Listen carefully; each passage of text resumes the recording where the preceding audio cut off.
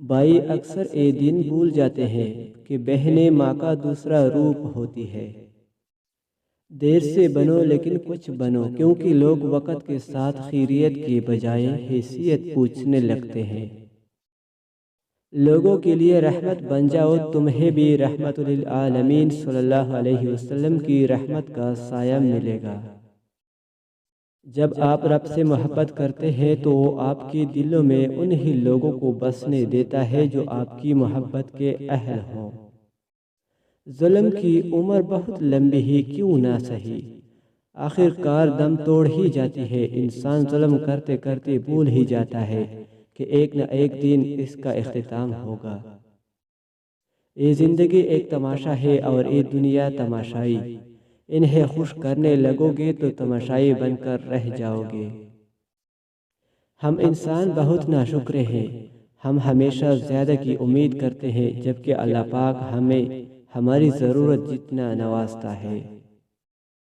دین میں جبر نہیں، یہ جبر تو ان کو نظر آتا ہے جن کی آنکھوں پر رب کریم نے پردے ڈال رکھے ہیں۔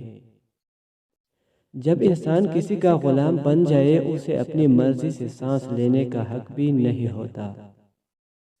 ہر وہ انسان جو خود دھوکہ دے رہا ہے، وہ کبھی بھی نہیں چاہتا کہ میرے ساتھ بھی دھوکہ ہو۔ بے شک ہر مشکل کے ساتھ آسانی ہے۔ میں برا بھی کیوں کہوں کسی کو، کیا پتہ اللہ کو مجھ سے زیادہ عزیز ہو۔ قرآن پاک کی پہلی سورت ہی ہمیں الحمدللہ کا درس دیتی ہے۔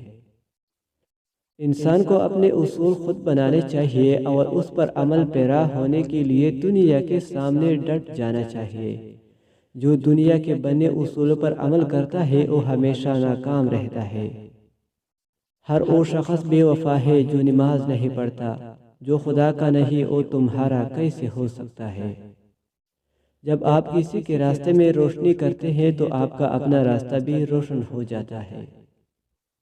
باپ بہت پیار کرتا ہے پر کہتا نہیں، اور جب تک اولاد کی سمجھ میں یہ بات آتی ہے باپ رہتا نہیں۔